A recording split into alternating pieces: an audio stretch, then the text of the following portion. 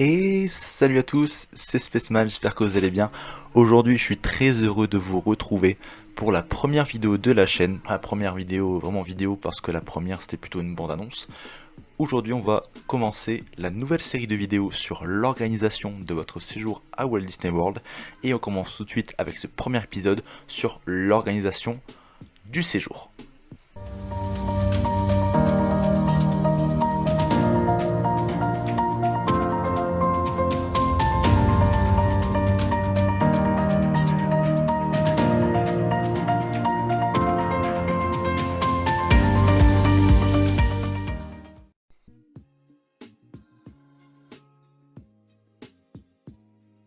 Et on commence tout de suite avec le premier épisode qui est sur la réservation de votre séjour. Alors avant de commencer la vidéo, je tiens à me présenter, je suis Spaceman, j'ai 22 ans, d'où je me permets de faire des vidéos sur Walt Disney World tout simplement parce que j'ai fait mon premier séjour à Walt Disney World à 22 ans, ce qui est quand même vachement tôt je trouve parce que la plupart des gens le font un peu plus tard, plus vers la trentaine tout ça. Donc je me permets du coup de faire des vidéos pour vous donner des conseils. Sur votre première fois, attention sur un séjour Walt Disney World, pas sur autre chose, je vous vois les petits malicieux là. Donc ne vous inquiétez pas, on va faire ça point par point. On va commencer bien sûr dans un premier temps par l'organisation du séjour, du coup du parc en gros de Walt Disney World. Ensuite la réservation de l'avion, les passeports et aussi les stats, très important, on reviendra dessus après. Aussi sur la réservation des extras, tout ce qui est dining plan, tout ce qui est aussi le photopass. Et on terminera avec les réservations de restaurants qui sont réservables normalement 60 jours à l'avance. Mais ça on y reviendra après. On commence tout de suite avec le premier point qui est la réservation de votre séjour à Walt Disney World. Alors, sur les sites, il y a plusieurs sites de voyage qui vous le proposent, mais moi ce que je vous conseille, c'est ce que j'ai fait également, c'est de réserver directement sur le site de Walt Disney World. Pourquoi? Attention aussi, petit disclaimer juste après. Parce que tout simplement, c'est le site officiel, c'est là où vous allez avoir toutes les plus grosses offres sur votre séjour, que ce soit sur les dining plans, sur les jours de parc offerts, etc., etc. Petit disclaimer du coup, comme je l'ai dit juste avant, réservez sur le site irlandais, ne réservez surtout pas sur le site européen. Pourquoi? Sur le site européen, vous profitez de 14 jours de parc pour le prix de 7, plus le Quick Service Dining Plan offert. Sur le site européen, si j'aurais réservé dessus, je n'aurais pas eu cette offre. Et ça, franchement, ça aurait été fortement dommage parce que ça réduit drastiquement votre budget à côté, entre guillemets, que vous allez dépenser à Walt Disney World. Donc c'est pas du tout négligeable. Donc premier tips, vous avez sûrement dû l'écouter ou l'entendre si vous avez écouté des podcasts ou d'autres vidéos, parce que tout le monde a cette astuce, mais bon, si vous l'avez pas encore entendu, voilà, je la donne ici. Donc réservé sur le site irlandais de Walt Disney World et non sur le site européen. En ce qui concerne les délais de réservation pour le parc, je vous réserve de réserver un an à l'avance. Moi c'est ce que j'ai fait en tout cas parce que c'est là que vous pourrez profiter des meilleures offres. D'ailleurs là si vous réservez dès maintenant, vous pouvez profiter de la même offre que j'ai eu l'année dernière, enfin cette année du coup, qui est le Quick Service Dining Plan offert plus le photopass, donc en gros ça s'appelle là-bas le Memory Maker si je ne me trompe pas, plus 14 jours pour le prix de 7. Donc ça c'est pas du tout négligeable. Donc n'hésitez pas à aller réserver si vous voulez partir l'année prochaine. Moi je vous conseille de réserver un an à l'avance. Comme ça vous avez aussi tout le temps de penser aux autres choses de votre séjour. Et au moins ça, c'est skip, on peut passer à la prochaine. Ah et aussi, au niveau des tarifs, si vous voulez savoir entre guillemets combien vous allez payer. Donc là je vais surtout parler pour deux personnes, pour un couple de deux. Si vous êtes en famille ça coûterait un peu plus cher. Même si vous êtes avec des enfants, les tarifs enfants seront un peu moins chers, mais bon, on sera globalement, vous allez avoir globalement une petite tranche de prix. Donc pour deux personnes, pour du coup 7 jours, enfin 14 jours pour le prix de 7 du coup, avec Dining Plan, avec Photopass, pour donc 14 jours, non on a pris que 11 nuits, attention, en prenant des hôtels un peu plus haut de gamme, on a eu pour très exactement 3543 euros. Oui, je sais, ça fait mal au cul, mais bon, faut prévoir, c'est quand même Walt Disney World, les gars. C'est pas le petit parc Disneyland Paris qu'on a à côté, hein, ça a rien à voir. Hein. Et donc, le truc intéressant avec le site irlandais, comme je l'avais dit, c'est que si vous n'auriez pas eu l'offre, vous auriez payé 4240 euros, ce qui fait quand même une différence de 700 euros. pas négligeable, on va pas se mentir. Donc là, c'était pour la réservation de Walt Disney World. On va maintenant passer au second chapitre qui est la réservation de votre vol. Parce que oui, vous n'allez pas y aller en voiture, sauf si jamais vous habitez aux États-Unis. Et si c'est ça, ben GG, moi j'ai envie d'y aller, mais bon, je peux pas, parce que j'ai pas la green card. Let's go. Non, mais plus sérieusement, pour l'avion, pour le vol, nous on est parti avec Air France qui ont commencé depuis le mois de mai 2024 à faire des vols directs jusqu'à Orlando. Pas vous mentir que les escales ça nous faisait un peu peur, qu'on n'a jamais fait des voyages long courrier. Donc pour une première fois, je pense que partir sur un vol direct et tout de suite s'effacer le stress des escales, c'est ce qu'il y a de parfait. Donc Air France le font, c'est ce qu'on a fait. On a payé environ pour deux personnes, on a payé 2008, il me semble, 2800 euros. C'est encore un coût bien sûr, hein, mais bon, c'est un voyage c'est un gros voyage aux États-Unis. Ensuite, j'ai vu aussi qu'il y avait Delta qui faisait maintenant des vols directs entre Paris, Charles de Gaulle et Orlando. Donc si jamais vous voulez payer un peu moins cher qu'Air France, il me semble qu'il y a une petite différence de 100 euros avec Air France. Donc si vous voulez payer moins cher, n'hésitez pas à passer avec Delta. Il faut aussi maintenant des vols long courrier en direct jusqu'à Orlando. Donc voilà, c'est une solution. Sinon, l'autre solution qui existait déjà avant, qui est des vols directs jusqu'à Orlando, c'est bien sûr les vols avec communication. Donc avec un changement d'avion entre temps.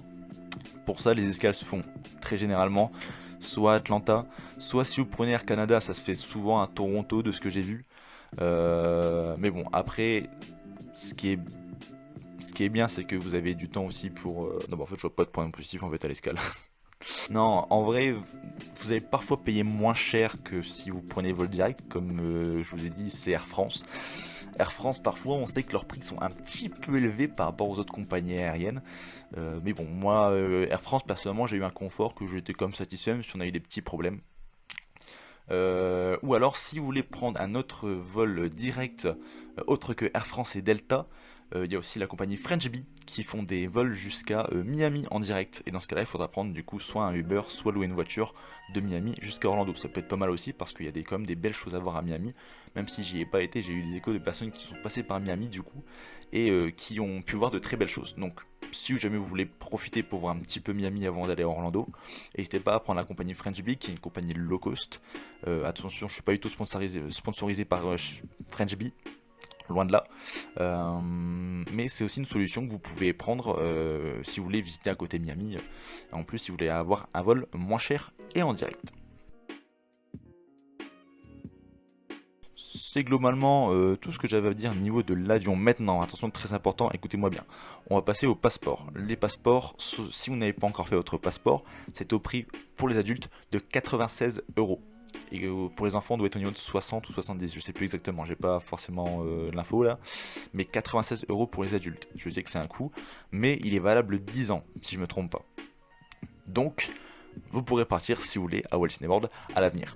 Ce qui est comme très positif, sachant que moi aussi je veux partir d'ici quelques années, mon passeport est encore valable. Cependant, le passeport n'est pas suffisant pour entrer aux États-Unis. Pourquoi ? Parce que vous savez que la politique d'immigration des États-Unis est très restrictive.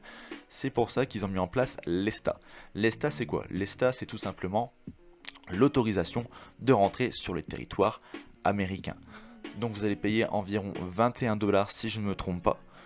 La demande se fait en ligne sur le site directement de l'ESTA, enfin de la protection, enfin la border, je sais pas quoi là. Bref, la protection des frontières, voilà, j'ai perdu le nom. Donc ça se fait directement sur leur site.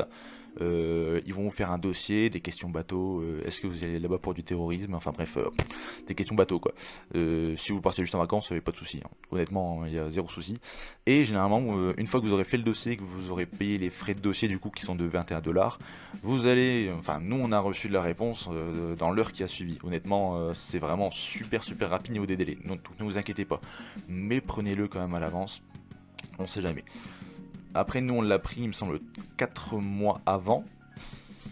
Parce que du coup l'ESTA est valable 2 ans.